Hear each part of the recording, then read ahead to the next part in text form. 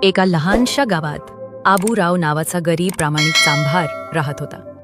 एके दिवशी त्याच्याकडे एकच कोल्हापुरी चप्पल बनवू शकेल एवढं चामडं उरलं होतं. त्यानं ते दुकानात ठेवलं. दुसऱ्या दिवशी पाहतो तर दुकानात एक सुंदर कोल्हापुरी चप्पलांची जोडी तयार होती. त्याला आश्चर्य वाटलं. ती चांगल्या किमतीत विकली पण गेली. नंतर त्यानं 2 जोड्यांसाठी चामडं घेतलं आणि रात्री पुन्हा ते दुकानात ठेवलं. पुन्हा सकाळी 2 सुंदर कोल्हापुरी चपलांच्या जोड्या तयार होत्या. असेच अनेक दिवस गेले. अनेक चपला विकल्या गेल्या. पैसे मिळाले. आबूराव हळूहळू श्रीमंत झाला.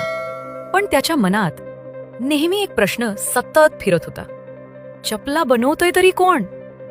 एक रात्री त्यांनी नेहमीप्रमाणे चामडं ठेवून दिलं आणि पडद्यामागे लपून बसला. थोड्या वेळाने 2 जादुई मांजरी खिडकीतून आत आल्या आणि नृत्य करत चपला शिवत होत्या की ते पाहून आबूराव स्तब्ध झाला.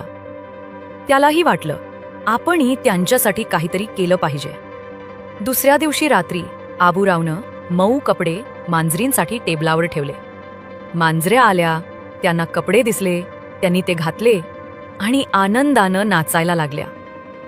त्या रात्रीनंतर मांजरी परत कधीच आल्या नाहीत. आबूरावला जाणीव झाली की आपल्याला पुरेसा मोबदला मिळाला आहे आणि मांजरींना पुरेसा आनंद.